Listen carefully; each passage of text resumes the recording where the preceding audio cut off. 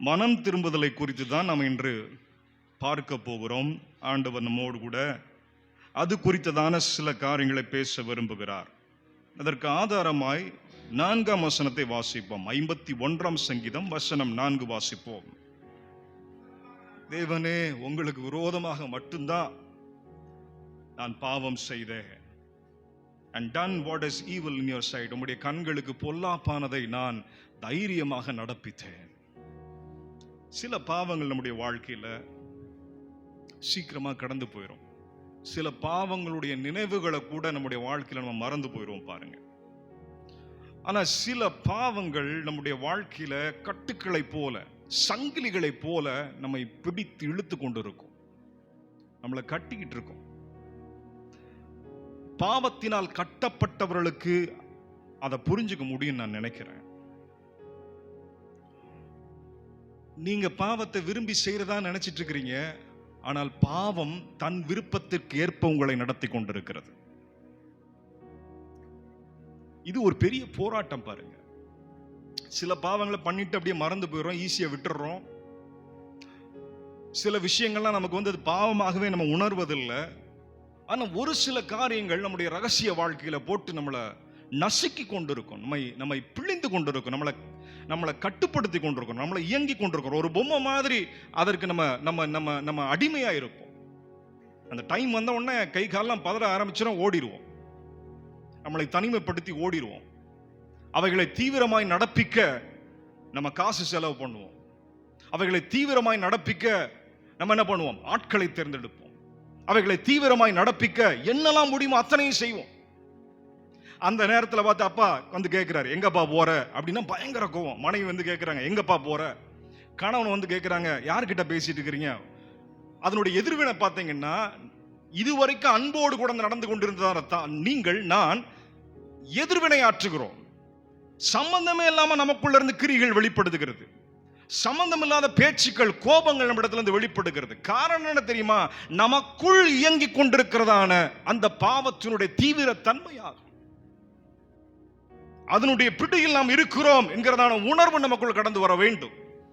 அப்ப மனம் திரும்புதல் நம்மளை பரிசுத்தத்திற்கு நேராய் வழி நடத்துகிறது. ஒரு ஆமென் சொல்லுங்களேன். ஹல்லேலூயா. பரிசுத்தத்தை நாம் தேவனுடைய ஈவாய் பெற்றுக் கொள்ளுகிறோம் மனம் திரும்பும் பொழுது. ஒரு ஆமென் சொல்லி தேவனை மகிமைப்படுத்துங்க. சுத்திகரிப்பையும் தேவனுடைய ஈவாய் நாம் பெற்றுக் கொள்ளுகிறோம் மனம் திரும்பும் பொழுது. அப்ப மனம் திரும்புதல் ஒரு டோர் போல, ஒரு வாசல் போல, ஒரு கதவு போல பல ஆசீர்வாதங்களை நம்முடைய வாழ்க்கையில திறக்கிறது. ஒரு ஆமென் சொல்லுங்களேன். ஹல்லேலூயா. அதனால மனம் திரும்புதல் என்பது நம்முடைய சுபாவங்களை கையாளுவது அல்ல. It's not behaviour management.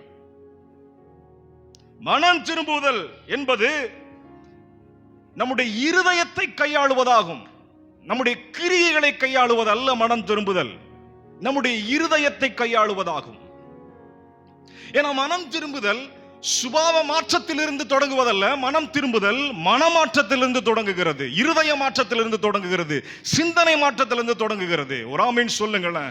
பொய்களை விட்டு ஒழிப்பதிலிருந்து தொடங்குகிறது, சத்தியத்தை பிடித்துக் கொள்வதிலிருந்து தொடங்குகிறது. ஹல்லேலூயா. ஹல்லேலூயா. It's all about heart. அது உங்களுடைய இருதயம் சார்ந்தது. It's all about love. அது அன்பை சார்ந்ததாகும். ஒரு ஆமென் சொல்லுங்களேன். and it's all about relationship. அது ஒரு உறவை சார்ந்ததாகும். மனம் திரும்புதல் என்பது உறவை சார்ந்தது. பாவம் உறவுகளை கொல்லுகிறது. தேவனுக்கும் மனிதனுக்கும் உள்ளதான உறவை அது கொல்லுகிறது. மனிதனுக்கும் சக மனிதனுக்கும் உள்ளதான உறவை பாவமானது கொல்லுகிறது, பாதிக்கிறது. அதனாலதான் மனம் திரும்புதல் உறவு ஆகும். ஒரு ஆமென் சொல்லுங்களேன். உறவின் மீட்பு மனம் திரும்புதல் ஆகும். ரட்சிப்பு ஒரு வார்த்தையில சொல்லணும்னா உறவின் மீட்பு. கைகளை உயர்த்தி சொல்லுங்க. ஹல்லேலூயா. ஹல்லேலூயா. தேவன் என்னை ரட்சித்தார் என்று சொன்னால் தேவனுக்கும் எனக்கும் உள்ளதான உறவை ஆண்டவர் மறுபடியுமாய் புதுப்பித்தார், மறுபடியுமாய் கொண்டு வந்து விட்டார். சக மனிதர்களுக்கு உள்ளதான உறவை ஆண்டவர் மறுபடியுமாய் இப்பொழுது கட்டி எழுப்பி கொண்டிருக்கிறார். ஒரு ஆமென் சொல்லுங்க. ஹல்லேலூயா. ஹல்லேலூயா. ஹல்லேலூயா. அப்ப பாவம் என்பது இட்ஸ் நாட் பிரேக்கிங் ரூல்ஸ். பாவம் என்பது கட்டளைகளை உடைப்பதல்ல, மாறாக உறவுகளை தகர்ப்பதாகும். இது நமக்குள்ள பல பேருக்குள்ள அந்த உணர்வு கடந்து வரவில்லை. நம்ம நினைச்சிட்டு இருக்கிறோம் சில கட்டளைகளை மீறிட்டா நம்ம பாவம் செஞ்சிட்டோம்னு நினைக்கிறோம். இல்ல, பாவம் என்பது உறவினுடைய வீழ்ச்சியாகும், உறவினுடைய உடைதலாகும். பாவம் உறவுகளை உடைப்பதாகும். ராமின் சொல்லுங்களேன். இன்னொரு வார்த்தையில் இன்னொரு அதிகப்படியான ஒரு வார்த்தையை நான் போட விரும்புகிறேன். அது உறவுக்கு செய்யும் துரோகமாகும். வாசிங்க 51:4 மறுபடியும் வாசிக்கலாம். அகேன்ஸ்ட் யூ, அத வாசிங்க. தேவரீர் உமது ஒருவருக்கே நான் விரோதமாக. ராமேன் சொல்லுங்களேன். அந்த இடத்துல தேவனை எடுத்துட்டு உங்க கணவன் இல்லைன்னா உங்க மனைவி அந்த இடத்துல அவங்க பேரை போட்டு பாருங்க, போட்டு பாருங்க. அன்பு மனைவியே உன் ஒருவளுக்கே நான் விரோதமாக அப்படின்னா அந்த இடத்துல பாவனை என்னன்னு கொஞ்சம் படிச்சு பாருங்க. அது துரோகமாகும், உறவுக்கு செய்யும் துரோகமாகும். அவன் பத்சேபாளோடு கூட விபச்சாரம் செய்கிறான். நமக்கு எல்லாருக்கும் தெரியும் தாவீது. அதுக்கு தடையாக இருந்ததான உரியாவை with all cunningness ரொம்ப தந்திரமா கொலை செய்கிறான். ஒன்றை அடைய வேண்டும் என்பதற்காக ஒன்றை கொலை செய்வது, ஒரு காரியத்தை பெற்றுக்கொள்ள வேண்டும் என்பதற்காக இன்னொரு நல்ல காரியத்துக்கு விரோதமாய் போவது. நமக்குள்ள அந்த சுபாவம் இருக்குதான்னு கொஞ்சம் யோசித்து பாருங்க. ஒரு காரியம் நமக்கு வேண்டும், ஒரு மகிழ்ச்சி நமக்கு வேண்டும், ஒரு ஆசீர்வாதம் நமக்கு வேண்டும். அதற்காய் இன்னொன்றை பாதித்து ஒன்றை பெற்றுக்கொள்வது பாவமாகும். நீ நல்லா இருக்குன்னு யோசிக்கும் பொழுது மற்றவங்களை பாதித்து நீ நல்லா இருக்குன்னு நினைச்சினா ஒருபோதும் அதனுடைய வாழ்க்கையில நிரந்தரமாக இருக்க முடியாது. அதனாலதான் வேதம் சொல்லுகிறது, அவன் தனக்குரியவைகளை மாத்திரமல்ல பிறனுக்குரியவைகளையும் நோக்குவானாக. ராமீன் சொல்லுங்களேன். நீ மற்றவங்களை பத்தி யோசிச்சிருந்தேன்னா, ஒரு நிமிஷம் உன் குடும்பத்தை பத்தி யோசிச்சிருந்தேன்னா, ஒரு நிமிஷம் உன் பிள்ளைகளை பத்தி யோசிச்சிருந்தேன்னா, ஒரு நிமிஷம் உன் சபையை பத்தி யோசிச்சிருந்தேன்னா, ஒரு நிமிஷம் உன்னோடு கூட இருப்பவர்களை பத்தி நீ யோசித்திருந்தால் நீ அதை செய்திருக்க மாட்டாய். You didn't think about them. நீ உன்னை பத்தி மட்டும் யோசித்ததுனால அதை செய்திருக்கிற. நான் ஒன்று சொல்லட்டுமா, நம்முடைய பிள்ளைகள் மூலமாய் மற்றவர்கள் பாதிக்கப்படக்கூடாது. இது உங்களுடைய அழுத்தமான ஜபமாக இருக்க வேண்டும். என் பிள்ளைனால இன்னொரு பிள்ளை கெட்டு போயிடக்கூடாது. எனக்கு ஒரு வாலிப பிள்ளை இருக்குன்னு வச்சுக்கோங்களேன், என் பிள்ளைனால இன்னொரு பிள்ளையினுடைய வாழ்க்கை கெட்டு போயிடக்கூடாது. இருக்கிறீங்களா? அந்த மாதிரி ஜபங்கள் உங்களுடைய வாழ்க்கையில் இருக்குதா? இருக்குதா?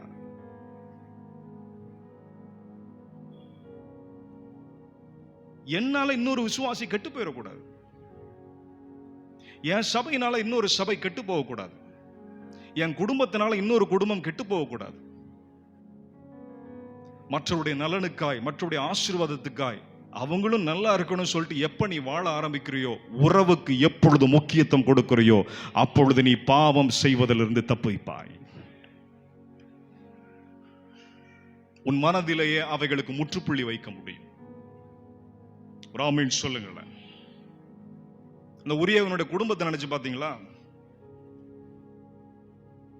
அவங்க எப்படி அழுதுருப்பாங்கன்னு யோசிச்சு பாத்தீங்களா?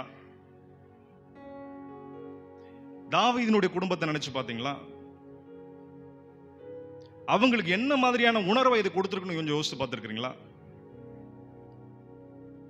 யோசிக்கலையே. தன் பிள்ளைகளுக்கு ஒரு நல்ல மாதிரியாக நிற்க முடியுமா என்று அவன் யோசித்திருக்கலாம். தன்னுடைய குடிமக்களுக்கு, தன்னுடைய சிட்டிசன்ஸ்க்கு ஒரு நல்ல மாதிரியாக நான் இருக்க வேண்டும் என்று சொல்லி நினைத்திருந்தால், அவங்களுக்கு ஒரு நல்ல அரசனாய், தன் குடும்பத்திற்கு ஒரு நல்ல தகப்பனாய், அவர் தான் சர்ச்சில் போய் பாட்டெல்லாம் எழுதி கொடுத்து ஆராதனை பண்றதுக்காக எல்லாத்தையும் கொடுக்கிறாரு. அப்ப ஆராதிக்கிறதான பிள்ளைகளுக்கு ஒரு முன்மாதிரியாய், அவங்களுக்கு ஒரு ஆசீர்வாதமா நான் இருக்கணும்னு நினைச்சிருந்தா அவர் இந்த காரியத்தை கை வச்சிருக்கவே மாட்டார். சிந்தனையிலேயே அதற்கு ஒரு முற்றுப்புள்ளி வைத்திருப்பார், அதை அழித்திருப்பார். ஹல்லேலூயா. தன்னுடைய மனசாட்சிக்கு விரோதமாய் செய்கின்ற ஒவ்வொன்றும் நம்முடைய மனசாட்சிக்கு விரோதமாய். ஆண்டவர் கொடுத்ததான மிகப்பெரிய பரிசு என்ன தெரியுமா? நம்மளுக்கு மட்டும் இல்ல, உலகத்தில் உள்ளதான எல்லாருக்கும் ஆண்டவர் கொடுத்திருக்கான பரிசு தூய மனசாட்சி. பாவம் செஞ்சா கூட still it is alive. தேவனுடைய மகிமையை மனிதன் முற்றிலுமாய் இழந்து போகவில்லை. ஏதோ ஒரு மூலையில ஆண்டவருடைய மகிமை இன்றும் மனிதனுக்குள் இருந்து கொண்டிருக்கிறது. அதனாலதான் சில காரியங்களை பண்ணும் பொழுது அவனுடைய மனசாட்சி குத்தப்படுகிறான். ஆமென் சொல்லுங்க. ஹல்லேலூயா. அந்த மனசாட்சிக்கு விரோதமாய் செய்யும் பொழுது, அந்த மனசாட்சியை காலில் போட்டு மிதிக்கும் பொழுது, அந்த மனசாட்சி ஒரு நீதிமன்றம் போன்றது. அதை நீங்க அடக்கி ஆளும் பொழுது, அதை நீங்க தூங்க செய்யும் பொழுது, நீங்கள் உங்களுடைய வாழ்க்கையில விரும்பத்தகாததைத்தான் செய்து கொண்டிருப்பீர்கள். இதெல்லாம் ஒரு சைடு இருந்தா கூட, அவன் சொல்றதான வார்த்தை என்ன மிகவும் அதிர்ச்சிக்குள்ளாக்கியது. என்ன சொல்றான் தெரியுமா? against you only have I sinned. உமக்கு விரோதமாக மாத்திரமே நான் பாவம் செய்தேன் என்று சொல்லுகிறான். கொஞ்சம் கவனிச்சு பார்த்திருக்கிறீங்களா? இத்தனை பேருக்கு விரோதமா பண்ணிட்டு அவன் சொல்றதான வார்த்தை இப்படிப்பட்டதான வார்த்தை, ஆண்டவரே உமக்கு விரோதமாய் செய்தேன் என்று சொல்லுகிறான். என்னைக்காவது அதை யோசிச்சு பார்த்திரமா? Have you ever thought about it? நீங்க என்னைக்காவது இப்படி யோசிச்சிருக்கிறீங்களா? பாவம் செய்யும் பொழுது ஆண்டவருக்கு விரோதமாய், உமக்கு விரோதமாகவும் பரத்துக்கு விரோதமாகவும் நான் பாவம் செய்தேன். யோசிச்சு பார்த்திருக்கிறீங்களா? விரோதமாக பாவம் செய்தேன். against you.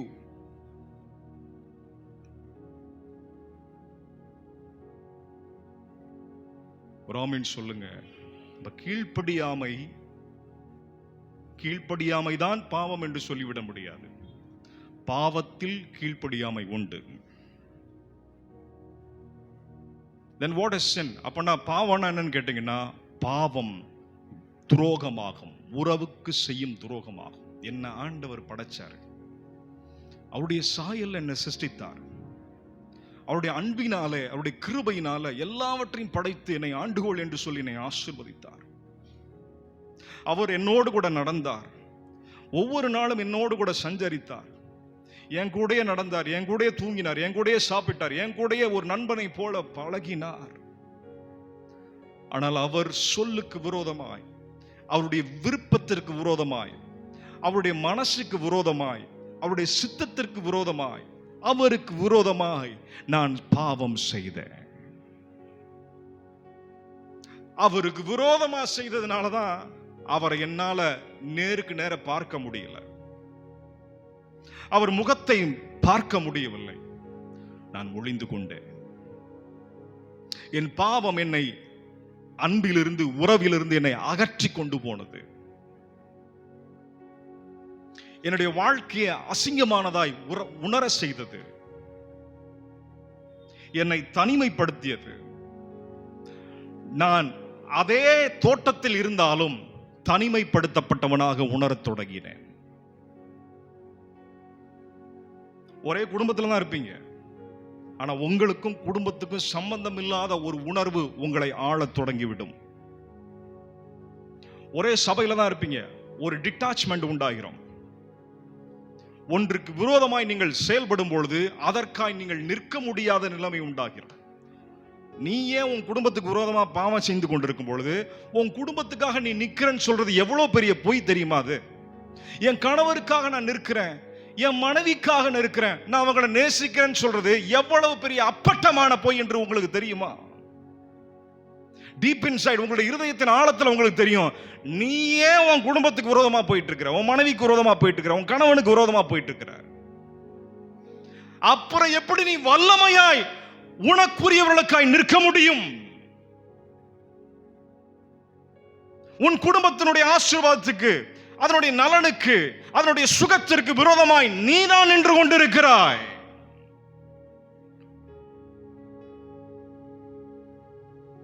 ஹல்லேலூயா. பாவம் தனிப்பட்டது மட்டுமல்ல, அது பொதுவானதுமாகும், உறவு சார்ந்ததுமாகும். அதனாலதான் ஒரு மனிதனுக்குள் அனைவரும் நாம் பாவம் செய்தோம். ஆதாம் என்றாலே அது ஒரு கூட்டு சொல், மனுக்குலம் என்று பொருள்படும்.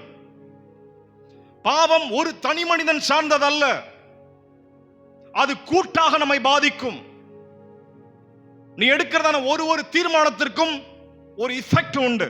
ஒன்று அது பாசிட்டிவா நல்லதா போய் முடியும், இல்லைன்னா தீமையானதா போய் முடியும். ரெண்டுக்கு நடுவுல அது ஒருபோதும் பயணிக்க முடியாது. ஒன்னு நல்லதை சாப்பிடுவ, இல்லைன்னா கெட்டதை சாப்பிடுவ. ஒருவேளை நல்லதை சாப்பிட்டுக்கிட்டே இருக்கிறது போல தோன்றும், ஆனால் ஒரு கெட்டது உன்னுடைய வாழ்க்கையில் நடக்கும் பொழுது அத்தனை நல்லதையும் அது விழுங்கிவிடும். ஒரு கெட்ட பேர் போதும், நீ வாழ்நாள் முழுவதும் சம்பாதித்து வைத்ததான உன்னுடைய நல்ல பேர் ஒரு நாள்ல போயிடும். ஆமென் சொல்லுங்க. ஹல்லேலூயா, ஹல்லேலூயா. ஒவ்வொரு முறையும் நாம் பாவம் செய்யும் பொழுது விபச்சாரம் செய்கிறோம். இது ஒரு கடினமான வார்த்தை தான், இருந்தாலும் அதை நான் பயன்படுத்த விரும்புகிறேன். Every time you sin, you are into adultery. ஒவ்வொரு முறையும் நீங்கள் பாவம் செய்யும் பொழுது விபச்சாரத்துக்குள்ளாகிறீர்கள். ஏன்னா விபச்சாரம்னா என்ன அப்படின்னு முதல்ல புரிந்து கொள்ள வேண்டும். அனுமதிக்கப்பட்டதான காரியங்களை, அனுமதிக்கப்பட்டதான மனைவியை விட்டுட்டு, இல்லைன்னா அனுமதிக்கப்பட்டதான திருமணத்திற்குள் கடந்து செல்லாமல், அனுமதிக்கப்பட்டதான காரியத்தில் விட்டுட்டு அனுமதிக்கப்படாத ஒன்றிலிருந்து சுகத்தை பெற்றுக் கொள்வதுதான் விபச்சாரமாகும். Forbidden things.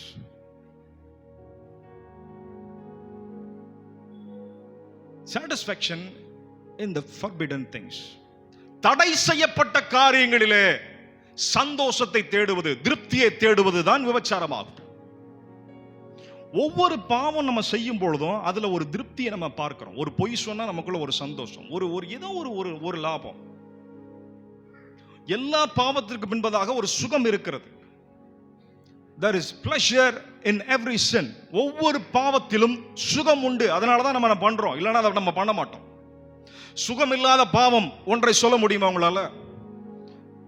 எல்லா பாவமும் கண்களுக்கு அது கண்களுக்கு ஒரு இனிப்பை கொடுக்கும். உங்களுடைய சரீரத்துக்கு ஒரு இன்பத்தை கொடுக்கும். உங்களுடைய இருதயத்திற்கு ஒரு மகிழ்ச்சியை கொடுக்குது. உங்களுடைய மனசுக்கு அது ரொம்ப பிடிச்சிருக்குது. ஏதோ ஒரு வகையில் பாவம் மனிதனுக்கு திருப்தியை கொடுக்குது, ஒரு கட்ட மகிழ்ச்சியை அது கொடுக்குது, ஒரு இன்பத்தை கொடுக்குது, ஒரு திருப்தியை கொடுக்குது. அதனாலதான் அது பின்னாடி போறான். வேணா சொல்லிக்கலாம், எனக்கு இங்க கிடைக்கல அதனாலதான் நான் அங்க போறேன் அப்படின்னு சொல்லிட்டு. அங்க கிடைக்கலனா நீ கோழை போல இன்னொன்றை தேடி போகாதே. ஒன்றை கிடைக்கலனா கிடைக்கும் வரை போராடு, கிடைக்க செய். எல்லாம் உனக்கு ஈஸியா கிடைச்சிடாது. ஹல்லேலூயா. Sex is deep. தாம்பத்தியம் என்பது, கணவன் மனைவி உறவு என்பது ஆழமானது. அது சரீர இச்சையை தீர்ப்பதற்காக மட்டும் கொடுக்கப்படவில்லை. ஹல்லேலூயா. அது அவசரமாக செய்யப்பட வேண்டியதான ஒன்றும் அல்ல. அது உங்களுடைய இச்சைகளை 3 நிமிடத்தில் தீர்த்து கொண்டு ஓடுவதற்காக கொடுக்கப்பட்டதான ஒன்றும் அல்ல. ஹல்லேலூயா. நீங்களும் உன்னுடைய மனைவியும் ஒரு ஆழமான அன்பிற்குள், ஒரு ஆழமான புரிதலுக்குள் உங்களுடைய சரீரங்கள் கடந்து சென்று உங்களுக்கு ஒரு ஆத்தும பிணைப்பு உண்டாகி நீங்கள் இருவரும் தேவனுடைய சித்தத்தை செய்வதற்காக, ஒன்றாக மாற்றப்படுவதற்காக தேவனால் ஆசீர்வதிக்கப்பட்டு கொடுக்கப்பட்டதான ஆத்தும இன்பமாகும். Hallelujah. It is sacred. அது பரிசுத்தமானது, அது புனிதமானது. அதை வேற ஒரு ஆள்கிட்ட செய்யும் பொழுது நீங்கள் உடைக்கப்படுகிறீர்கள். அதை வேறு நபரிடத்தில் நீங்க கடந்து போய் அதை வைக்கும் பொழுது நீங்கள் உடைக்கப்படுகிறீர்கள். உங்களுடைய சரீரம் பாதிக்கப்படுகிறது, உங்களுடைய மனசு பாதிக்கப்படுகிறது, உங்களுடைய ஆவியில ஒரு தொய்வு ஏற்படுகிறது. நீங்கள் ஊனமானவர்களாய் மாற்றப்படுகிறீர்கள். உங்களுக்கே தெரியாமல் பல காரியங்களை நீங்கள் செய்திருக்க முடியும், அதை செய்தெடுக்க முடியாத ஊனர்களாக நீங்கள் மாற்றப்படுகிறீர்கள். அது சரியான நிலைமையில திருமணத்திற்குள் ஆண்டோடைய சித்தத்திற்குள் வைத்து செய்யப்பட்டிருந்தால் நீ பலவானாய் மாறி இருக்க முடியும். ஒரு கணவனும் மனைவியும் மெய்யான ரீதியில அன்போடு கூட இணையும் பொழுது அவர்கள் கட்டப்படுகிறார்கள், அவர்கள் பலப்படுத்தப்படுகிறார்கள், அவர்கள் ஆவிக்குரிய வளர்ச்சி அடைகிறார்கள், அவர்கள் தேவனுடைய சித்தத்தை செய்வதற்காக நல்ல புரிதலுக்குள் கடந்து வருகிறார்கள். ஆவிக்குரிய ஞானம் அவர்களுக்கு உண்டாகிறது. இதை உணர்பவன் யார்? இதை புரிந்து கொள்ளுகிறவன் யார்? இதை உணராதவனோ கையில வைரத்தை வச்சுக்கிட்டு தகரட்டப்பாய்க்கு அலைகிற மாதிரி தான். இதனால் வாழ்க்கையை தொலைத்தவர்கள் ஏராளம், குடும்பத்தை இழந்தவர்கள் ஏராளம், தனிப்பட்ட மதிப்பை இழந்தவர்கள் ஏராளம். ஹல்லேலூயா, ஹல்லேலூயா. ஒரு ஆமென் சொல்லுங்க. That is why sin is all about relationship. பாவம் என்பது உறவு சார்ந்ததாகும். ஒரு ஆமென் சொல்லுங்களேன். அவனுடைய இருதயம் மட்டும் தகர்க்கப்படவில்லை, அவனுக்கும் ஆண்டவருக்கும் இருந்ததான உறவு தகர்க்கப்பட்டது. நல்லா புரிஞ்சுக்கணும். His relationship with God is broken, not God's relationship with David. தாவீதோடு கூட உள்ளதான ஆண்டவருடைய உறவு அல்ல தகர்க்கப்பட்டது, தாவீதுக்கு ஆண்டவருக்கு இருந்ததான உறவு தகர்க்கப்பட்டது. அதனாலதான் இவ்வளவு பாவம் செஞ்சுட்டு நீ ஆண்டவருடைய சமூகத்தில் இருக்கிற, ஆண்டவர் உன்னை ஒன்றும் செய்யாமல் கிருபையினால தாங்கி கொண்டிருக்கிறார். ஒரு ஆமீன் சொல்லுங்க. உடைஞ்சு போனது ஆண்டவர் உன் மேல வச்சதான அன்பு கிடையாது, நீ ஆண்டவர் மேல வச்சிருந்ததான அன்பு உடைந்து போயிருச்சு. தப்பா புரிஞ்சு கூடாது. ஒரு ஆமீன் சொல்லுங்களேன்.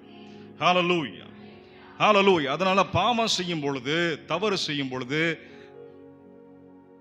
நான் என்ன செஞ்சேன்னு கேட்காதீங்க, நான் யாரை காயப்படுத்தினேன் என்று கேளுங்கள். whom did I break? நான் யாரை காயப்படுத்தினேன்? what did I do அப்படிங்கிறதெல்லாம் விட்டுருங்க. நான் என்ன செஞ்சேன் அப்படின்னு சொல்லாதீங்க. அதெல்லாம் அதெல்லாம் மறைக்கிறதுக்கு நீங்க 1000 பொய்யை சொல்லலாம், 1000 சமாளிப்புகளை நீங்கள் கொடுக்கலாம். ஆனால் யாரை நான் காயப்படுத்தினேன், யார் என்னால் பாதிக்கப்பட்டார்கள், எது என்னால் பாதிக்கப்பட்டது என்பதை நீங்கள் ஆராய ஆரம்பித்தீர்களானால் நீங்கள் உண்மையான மனம் திரும்புதலுக்குள் கடந்து வருவீர்கள். ஒரு ஆமீன் சொல்லுங்களேன். ஹல்லேலூயா. அதை யோசித்தான் கடைசியில் ஒரு ஆன்சர் அவன் கண்டுபிடிச்சான். நான் ஆண்டவருக்கு விரோதமாய் பாவம் செய்தேன், ஆண்டவருக்கும் எனக்கும் உள்ளதான உறவை நான் உடைத்து போட்டேன் என்கிறதான கன்க்ளூஷன் கடந்து வரான். ஒரு ஆமீன் சொல்லுங்க. ஹல்லேலூயா. அந்த இளைய குமாரனை போல என் தகப்பனுக்கு விரோதமாய் நான் பாவம் செய்தேன். ஒரு ஆமீன் சொல்லுங்கள். ஹல்லேலூயா. do you even realize that? நீங்க உண்மையா அதை உணர்றீங்களா? உங்களுக்காய் உயிர் கொடுத்த ஆண்டவருக்கு விரோதமாய், அந்த அன்பிற்கு துரோகம், அந்த உறவிற்கு துரோகம். ராமீன் சொல்லுங்களேன். என்ன பண்றான்? எங்க போனா பத்சேபாட்ட போனானா, இல்ல அந்த குடும்பத்திட்டு போய் மன்னிப்பு கேட்டானா? முதலாவது ஆண்டவருடைய சமூகத்துக்குள் கடந்து வருகிறான். ஒரு ஆமீன் சொல்லுங்களேன். ஆண்டவரே, அந்த வசனத்தை வாசிக்கலாமா? தேவனே, சுத்தமான இருதயத்தை என்னில் சிருஷ்டியும், நிலைவரமான ஆவியை என் உள்ளடத்தில் புதுப்பியும். அடுத்து சொல்றான் பாருங்க, உமது சமூகத்தை விட்டு என்னை தள்ளாமலும்.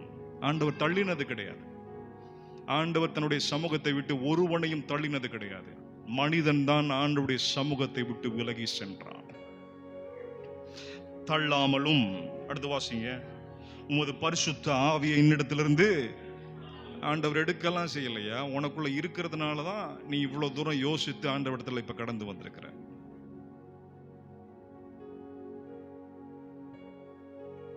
ராமீன் சொல்லுங்க. எத்தனை பேர் உணர்றீங்க இந்த ராத்திரி வேளையில, நான் பாவம் செய்யும் பொழுதெல்லாம் தேவனுக்கு விரோதமாய் பாவம் செய்தேன், நான் பாவம் செய்யும் பொழுதெல்லாம் நான் விபச்சாரத்தில் ஈடுபட்டேன். ஒவ்வொரு பாவமும் விபச்சாரமாகும். பொய் சொல்லுவதும் ஒரு வகையான விபச்சாரம் தான். Hallelujah, hallelujah, hallelujah. Every sin is an adultery. Hallelujah. Every sin is an adultery. Hallelujah. ஒவ்வொரு பாவமும் விபச்சாரமாகும். Come to God. ஆண்டவர்கிட்ட வாயா, கர்த்தருடைய வசனத்துக்கு முன்பதாக வா. இதுக்கு முன்னாடி தான் நீ கடைசியில் வரணும். எங்க போனாலும் இந்த வார்த்தைக்கு தான் வரணும். வானத்துக்கு ஏறி போனாலும், பூமிக்கு அடியில் போனாலும், என் படுக்கை எங்கே தாழ்த்தினாலும் எங்கே உயர்த்தினாலும் ஆண்டவர் அங்கே இருக்கிறீர். You are ever present and everywhere present. நீர் எப்பொழுதும் எல்லா இடத்திலும் நீர் இருக்கிறீர். நான் உம்மை விட்டு தூரமா ஓட முடியாது. உம்முடைய பிரசன்னத்துக்கு நான் வருகிறேன். ஒரு ஆமென் சொல்லுங்க. ஹல்லேலூயா, ஹல்லேலூயா. வாசிக்கலாம் 2 தீமோத்தேயு chapter 2 verses 24 and 25. 2 தீமோத்தேயு 2ஆம் அதிகாரம் அதுல 24 மற்றும் 25ஆம் வசனத்தை வாசிப்போம்.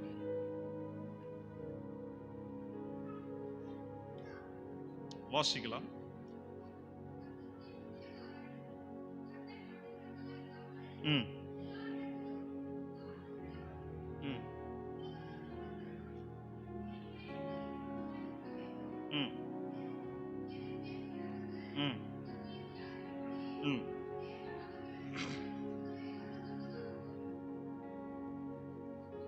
வாசிங்க. தேவன் அவர்களுக்கு மனம் திரும்புதலை, in the hope that God will grant them repentance. எல்லாம் சொல்லுங்க. தேவன் மனம் திரும்புதலை அருளுகிறார். எல்லாம் சொல்லுங்க.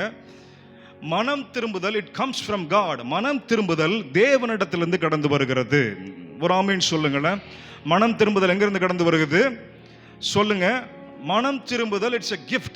ஆண்டவருடைய அருளாய் இருக்கிறது, ஆண்டவருடைய கொடையாய் இருக்கிறது, ஆண்டவருடைய கிருபையாய் இருக்கிறது, ஆண்டவருடைய பரிசாய் இருந்து கொண்டிருக்கிறது. and it comes from God alone. ஆண்டவரிடத்திலிருந்து மட்டுமே மனம் திரும்புதல் கடந்து வருகிறது. ஹalleluya.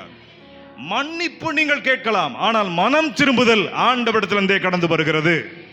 ஹalleluya, ஹalleluya. இன்னும் ஆதாரமா சில வசனங்களை நம்ம வாசிக்கலாம். அப்போஸ்தலர் நடபடிகள் 11ஆம் அதிகாரம் அதிலே 18ஆம் வசனத்தை வாசிப்போம்.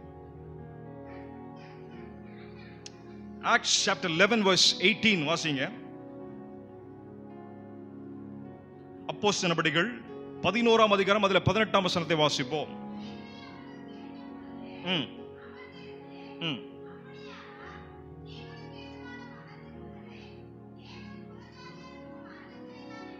God has granted repentance that leads to life.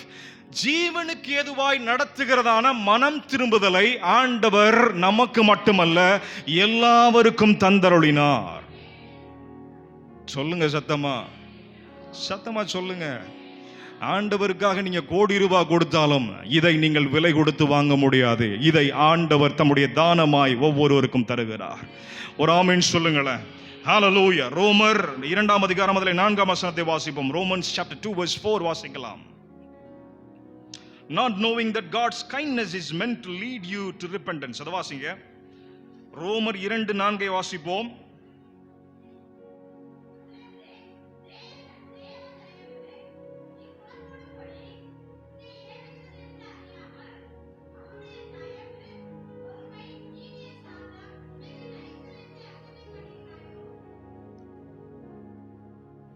உங்களுக்கு தெரியலையா, ஆண்டவருடைய தயவு தான் உங்களை மனம் திரும்புதலுக்குள் நடத்தியது என்று சொல்லி உங்களுக்கு புரியலையா அப்படின்னு இங்கே பவுல் ஒரு கேள்வியை எழுப்புகிறார். நம்மளை எதை ஆண்டவருடைய மனம் திரும்புதலுக்குள் நடத்துகிறது தெரியுங்களா? ஆண்டவருடைய பொறுமை, ஆண்டவருடைய நீடிய சாந்தம், ஆண்டவருடைய இரக்கம், ஆண்டவருடைய அன்பு, ஆண்டவருடைய கிருபை, அதுதான் நம்மளை மனம் திரும்புதலுக்குள் நடத்துகிறது. ஒரு ஆமீன் சொல்லுங்க. பாட்டியம்மா இங்க பாருங்க, ஆண்டவர் மன்னிப்பாருன்னு தெரிஞ்சதுனால தானே நீ ஆண்டவர்கிட்ட வர்ற. சொல்லுங்க. ஆண்டவர் உன் மேல அன்பா இருக்கிறான்னு தெரிஞ்சதுனால தானே நீ ஆண்டவருடைய சமூகத்தில் வந்து மன்னிப்பு கேட்கிற. உன்னை மனம் திரும்புதலுக்குள் நடத்துவது ஆண்டவருடைய சுபாவமாகும். ஒரு ஆமீன் சொல்லுங்க. ஹalleluya. அவர் இரக்கமும் உருக்கமும் நீடிய சாந்தமும் கிருபையும் தயவும் உள்ளவராய் இருக்கிறபடியினால் தான் நான் ஆண்டவரிடத்துல மனம் திரும்புதலுக்குள் கடந்து வருகிறேன். ஹalleluya, ஹalleluya, ஹalleluya. ஆண்டவர் என்ன கொன்றுவாரு, ஆண்டவர் என் மேல கோபமா இருக்கிறாரு, அவர் என் மூஞ்சில முழிக்கவே விரும்பல என்று சொல்லி எனக்கு ஒரு தவறான புரிதல் ஏற்பட்டால் நான் ஒருபோதும் ஆண்டவரிடத்தில் திரும்ப மாட்டேன். ஆனா நற்செய்தி சொன்னது, என்னுடைய சார்பில் எனக்காய் என்னுடைய பாவங்களை ஏற்றுக்கொண்டு அவர் மரித்து என்னுடைய பாவங்களை எல்லாம் போக்கினார், என்னை மன்னித்தார், எனக்கு விடுதலை கொடுத்தார், எனக்கு ரட்சிப்பை கொடுத்தார். இப்படியா என்மேல் அவர் பூரண அன்பை காட்டினார், விளங்க பண்ணினார், நிரூபித்தார் என்று சொல்லி நற்செய்தி என்னிடத்தில் சொன்ன பொழுது நான் ஆண்டவருடைய சமூகத்தில் மனம் திரும்புதலோடு கூட கடந்து வந்தேன். So all credit goes to God. நான் மனம் திரும்பினேன்னு சொல்லாத. கர்த்தருடைய வார்த்தை இடத்துல கடந்து வந்தது, ஆண்டவருடைய நற்செய்தி இடத்துல கடந்து வந்தது. தேவ ஊழியர்கள் எனக்கு ஒரு ஆலோசனை சொன்னாங்க, தேவன் என்னோடு கூட பேசினார், நான் ஆண்டவருடைய சமூகத்தில் என்னுடைய வாழ்க்கையை சமர்ப்பித்தேன். ஒரு ஆமீன் சொல்லுங்களேன்.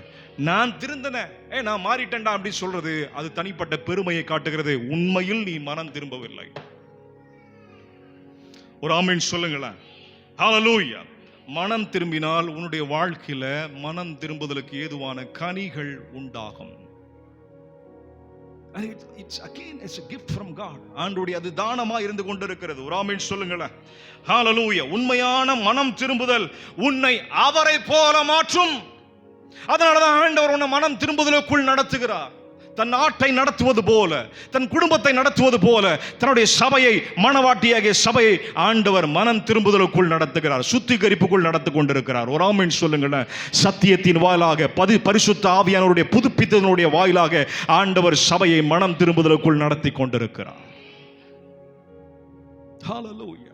அப்ப மனம் திரும்புதல்னா என்ன அப்படின்னா, ஆண்டவர் பக்கம் திரும்புறது. எல்லாம் சொல்லுங்க, யாரு பக்கம் திரும்புறது? யாரு பக்கம் திரும்புறது? யாருக்கு விரோதமா செஞ்சமோ அவங்க பட்சத்தில் கடந்து வருவது. ஒரு ஆமீன் சொல்லுங்களேன். யாருக்கு விரோதமா பண்ணிட்டியா, சபைக்கு விரோதமா பண்ணிட்டியா, சபைக்கு கடந்து வந்துரு. ஒரு நபருக்கு விரோதமா பண்ணிட்டியா, அந்த நபர் இடத்துல போயிரு. ஒரு ஆமீன் சொல்லுங்க. ஆண்டவர் பக்கம் திரும்புவது. ஒரு ஆமீன் சொல்லுங்களேன். பாதிக்கப்பட்ட நபரிடத்தில் திரும்புவதுதான் உண்மையான மனம் திரும்புதல் ஆகும். ஒரு ஆமீன் சொல்லி தேவனை மகிமைப்படுத்துங்க. ஹல்லேலூயா. எதை நான் உடைச்சனோ, எதை நான் பாதிச்சனோ, எதை நான் தகர்த்து போட்டனோ, அதை சரி செய்யும்படியாக அதனிடத்தில் நான் திரும்புவது மனம் திரும்புதல் ஆகும். ஹல்லேலூயா. எத்தனை பேர் அதை புரிஞ்சுக்கிறீங்க? எத்தனை பேர் அதை புரிஞ்சுக்க? எத்தனை பேர் சந்தோஷமா இருப்பீங்க? உங்களை அடிக்கிற கணவன் உங்க பக்கமா நான் உன்னை நேசிக்கிறேமான்னு சொன்னா எத்தனை பேர் சந்தோஷமா இருப்பீங்க? சொல்லுங்க. உங்களுக்கு கீழ்ப்படியாத பிள்ளை உங்க பக்கமா கடந்து இனிமே நீ சொல்ற பேச்செல்லாம் நான் கேட்கிறேன் அப்பா அப்படின்னு சொன்னா எத்தனை பேருக்கு சந்தோஷம் உண்டாகும்? உங்களை விட்டு பிரிந்து சென்றதான ஒரு கணவனோ ஒரு மனைவியோ, இது ஒத்து வராது, என் கணவனை போல என் மனைவியை போல இந்த உலகத்தில் யாருமே கிடையாதுன்னு சொல்லிட்டு உங்ககிட்ட திரும்பி வருவது உங்களுடைய உள்ளத்தில் எவ்வளவு சந்தோஷத்தை கொண்டு வரும். ஒரு மனம் திரும்புகிற பாவியின் நிமித்தமாய் முழு பரலோகமும் மொத்த பரலோகமும் சந்தோஷமாய் இருக்கிறது. ஒரு ஆமீன் சொல்லுங்களேன். மனம் திரும்புதல் உண்மையான மகிழ்ச்சியை ஸ்தாபிக்கிறது. ஒரு ஆமீன் சொல்லுங்களேன். உண்மையான மகிழ்ச்சிக்கு அஸ்திவாரம் அது போடுகிறது. ஒரு ஆமீன் சொல்லி தேவனை மகிமைப்படுத்துங்க. சந்தோஷத்தை இழந்து போயிருப்பீர்களானால் மீண்டுமாய் மகிழ்ச்சியின் வருடங்களுக்கு உங்களை நடத்தும்படியாக ஆண்டவர் உங்களுக்கு மனம் திரும்புதலை இலவசமாய் அருளுகிறார். ஹல்லேலூயா, ஹல்லேலூயா, ஹல்லேலூயா. நிலைவரமான ஆவியை, the joy of the Lord. ஹல்லேலூயா. 12ஆம் வசனத்தை பாருங்க. உமது இரட்சணியத்தின் சந்தோஷத்தை திரும்பவும் எனக்கு தந்து உற்சாகமான ஆவியை என்னை தாங்கும்படி செய்யும். ஹல்லேலூயா, ஹல்லேலூயா, ஹல்லேலூயா.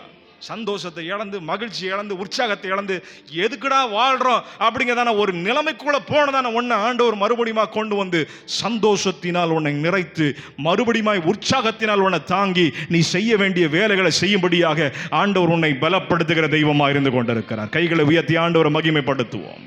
ஹல்லேலூயா, ஹல்லேலூயா, ஹல்லேலூயா. ஒரு சில வசனங்களை நாம் வாசிப்போம். லூக்கா 3ஆம் அதிகாரம் அதில் 8ஆம் வசனத்தை வாசிப்போம்.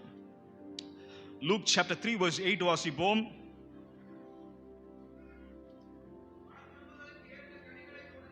மனம் திரும்புதலுக்கு ஏற்றதான கனிகளை கொடுங்கள். அப்போஸ்தலர் நடபடிகள் 26ஆம் அதிகாரம் அதில் 20வது வசனத்தை வாசிப்போம். Acts chapter 26 verse 20 வாசிங்க. That they should repent and turn to God, performing deeds in keeping their repentance. வாசிங்க.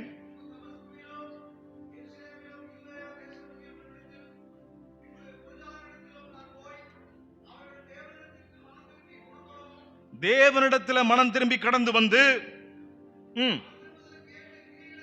மனம் திரும்புதலுக்கு ஏதுவான நல்ல காரியங்களை, performing good deeds, நல்ல காரியங்களை செய்யவும், in keeping with their repentance, தங்களுடைய மனம் திரும்புதலை தக்க வைத்துக் கொள்ளும்படியாக மனம் திரும்புதலுக்குரியதான நற்கிரியைகளிலே அவர்கள் ஈடுபட வேண்டும் என்று வசனம் போதிக்கிறது.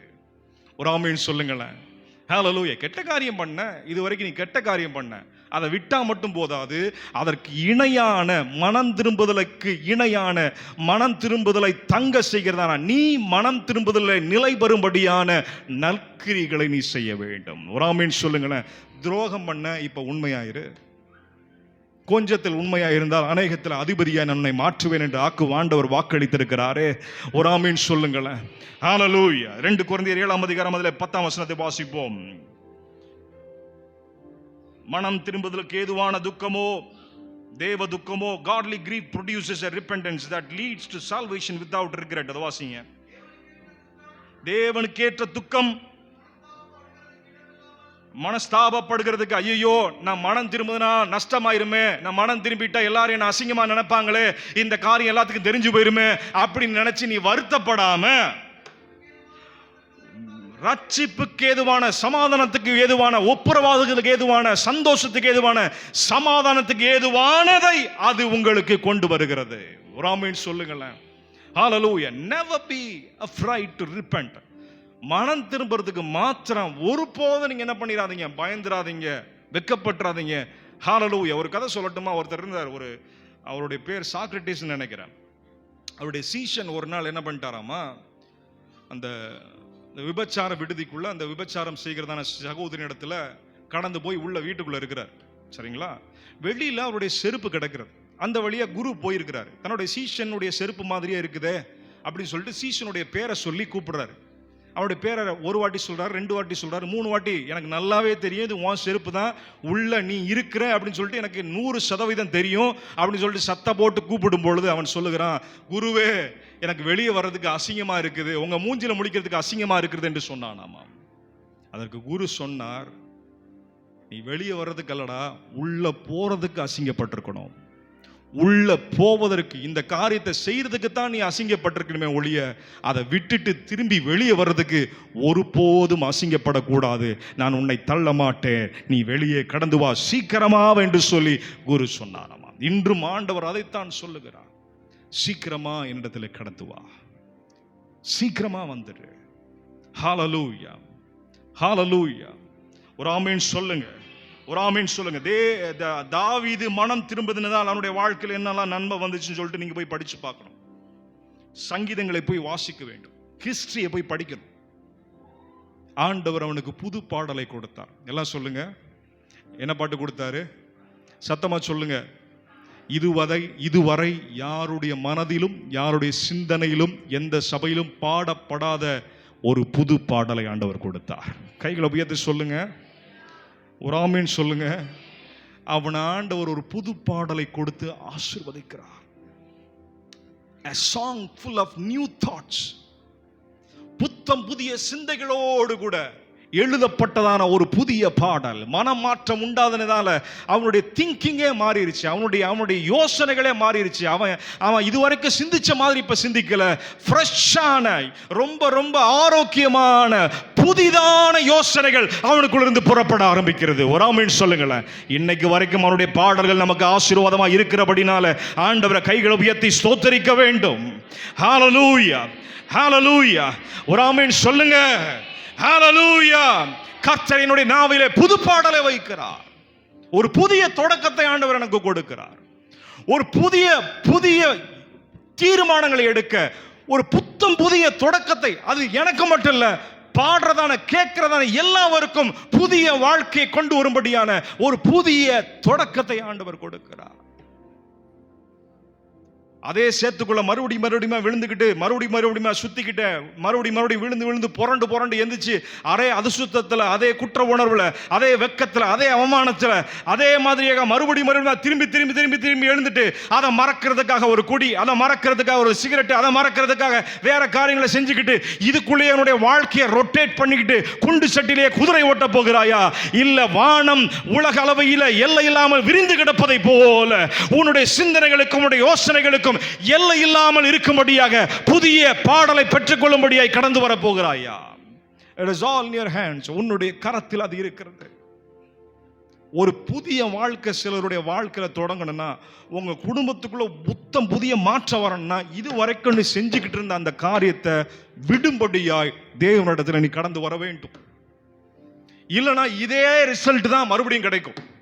நீங்க எவ்வளவு குட்டிக்கரணம் போட்டாலும், எவ்வளவு முயற்சி பண்ணாலும், திரும்ப இதையே செஞ்சுக்கிட்டு, இதே ஒரு வாழ்க்கை, இதையே செஞ்சுக்கிட்டு மறுபடியும் அதே ஒரு குடும்ப வாழ்க்கை, இதையே செஞ்சுக்கிட்டு மறுபடியும் அதே ஒரு ஊழியம், இதையே செஞ்சுக்கிட்டு மறுபடியும் அதே ஒரு வேலையை மறுபடியும் இதையே நீ திருப்பி பண்ணுகிறதுனால என்ன உனக்கு இது வரைக்கும் ரிசல்ட் கிடைச்சதோ அதுதான் உனக்கு உண்டாகும். ஒருவேளை உன்னுடைய சாதுர்த்தியத்தினால, உன்னுடைய தந்திரத்தினால சில காரியங்களை நீ ஏமாற்றி பெற்றாலும் அதுவும் உன்னிடத்தில் நிலைக்காது. அதனால் உனக்கு நித்திய மகிழ்ச்சி உன்னுடைய உள்ளத்தில் உண்டாகாது. மாறாக ஆண்டவரை நம்பி அவனுடைய சமூகத்தில் கொடுத்து, அது எவ்வளவு லாபத்தை எனக்கு தந்து கொண்டிருந்தாலும் அதை தூக்கி போட்டுட்டு ஒரு புதிய தொடக்கத்தை தொடங்கிறதுக்காக என்னுடைய வாழ்க்கையை சமர்ப்பித்தால் ஆண்டவர் அந்த புதிய தொடக்கம் அற்பமாக இருந்தாலும், ஆரம்பம் அற்பமாயிருந்தாலும் முடிவு சம்பூர்ணமாகும். கைகளை உயர்த்தி சொல்லுங்க, கைகளை உயர்த்தி சொல்லுங்க, ஒரு ஆமென் சொல்லுங்களேன். ஹல்லேலூயா. அவனுடைய குடும்பத்தை அது மாற்றியது. எல்லாம் சொல்லுங்க, அவனுடைய குடும்பத்தை அது மாற்றியது. அவன் பிசிக்கலா அவனுக்கு அங்கே கான்சிக்வன்ஸ் இருந்துச்சு. சரீர பிரகாரமாக அந்த குடும்பத்துக்குள்ள கொஞ்சம் பாதிப்பு இருந்துச்சு, கொஞ்சம் பாதிக்கப்பட்டவங்க அந்த குடும்பத்தில் இருந்தாங்க. ஆனால் அவனுடைய குடும்பத்தில் ஒரு வித்தியாசத்தை கொண்டு வந்து என்ன கொண்டு வந்தது தெரியுமா? தாவீது ஒரு முன்மாதிரியாக மாறிவிட்டான். ஒரு ஆமீன் சொல்லுங்களேன். யார் ஒருவன் மனம் திரும்புகிறானோ, அது அந்த வசனத்தை வாசிங்க, 51ஆம் சங்கீதம். அதில் நான் பாவிகளுக்கு உமது வழிகளை போதிப்பேன். அந்த வசனத்தை வாசிங்க. Hallelujah. I will preach your ways to the sinners. அத வாசிங்க. 51ஆம் சங்கீதம்.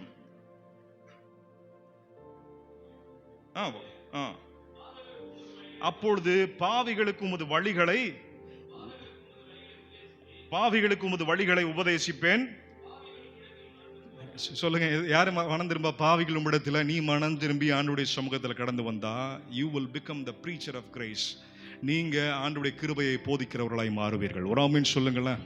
அப்ப யாரு ஆண்டவருடைய கிருபையை போதிக்க தகுதி உள்ளவனாய் மாற்றப்படுகிறான் என்று சொன்னால் மனம் திரும்புகிறவன் தான். மனம் திரும்புகிறவனால் மாத்திரமே அக்யூரேட்டா கர்த்தருடைய கிருபையை போதிக்க முடியும். ஏனென்று சொன்னால் அவன் கிருபையை தியரியில் அல்ல, தன்னுடைய வாழ்க்கையில் அனுபவிக்கிறான். ஒரு ஆமீன் சொல்லுங்களேன். ஒரு ஆமீன் சொல்லுங்களேன். கர்த்தருடைய ஈவுனா என்ன, தயவுனா என்ன, இரக்கம்னா என்ன, கிருபைனா என்ன அப்படிங்கிறது படிச்சு புரிஞ்சிக்க வேண்டியதான ஒரு காரியம் அல்ல.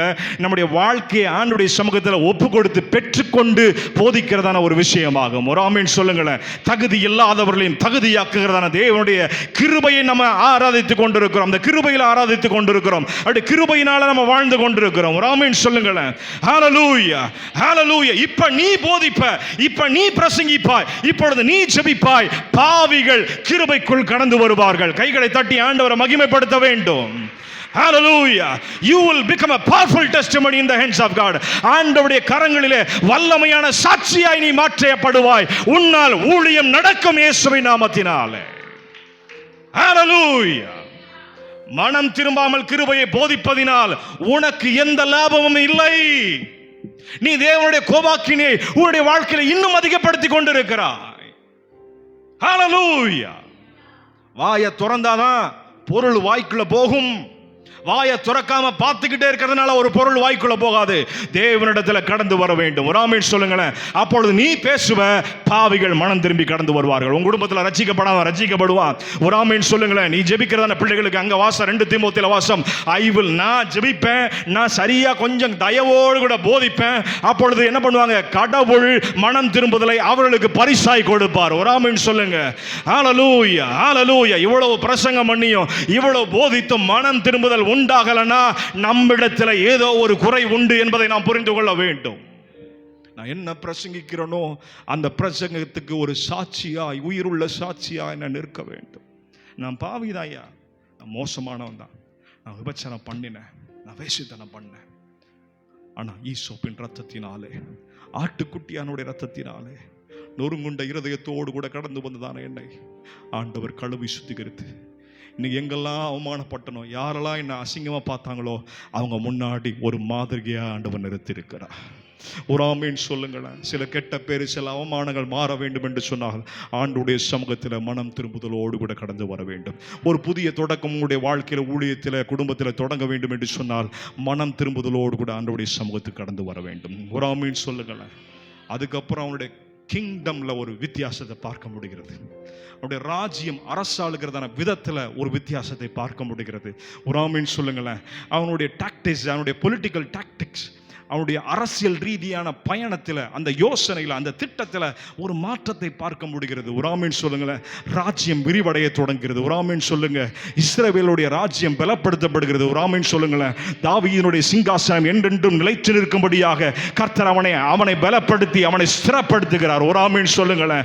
ஆண்டவராக இயேசு கிறிஸ்து வெட்கப்படாமல் இதே தாவீதினுடைய வம்சாவளியிலே கடந்து வந்து அவனுடைய சிங்காசனத்தை நிலைத்து நிற்கும்படியாக ஆண்டவர் அவனுக்கு ஆசீர்வாதத்தை கொடுத்திருக்கிறார். ஹalleluya. உன் குடும்பம் நிலைச்சு நிற்கும். ஒரு ஆமென் சொல்லுங்களேன். உன் புகழ் என்றென்றைக்கும் பேசப்படும். ஒரு ஆமென் சொல்லுங்களேன். உன்னுடைய ஊழியத்தை தொடங்கும்படியாக, தொடர்ந்து கொண்டு செல்லும்படியாக ஆண்டவர் தலைமுறைகளை எழுப்புவார். கைகளை தட்டி தேவனை மகிமைப்படுத்த வேண்டும். ஹalleluya. நம்ம ஒரு அஸ்திபாரமா மாறணும்னா மனம் திரும்புதலினுடைய பாத்திரமாய், சாட்சியாய் மாற வேண்டும். ஆண்டவர்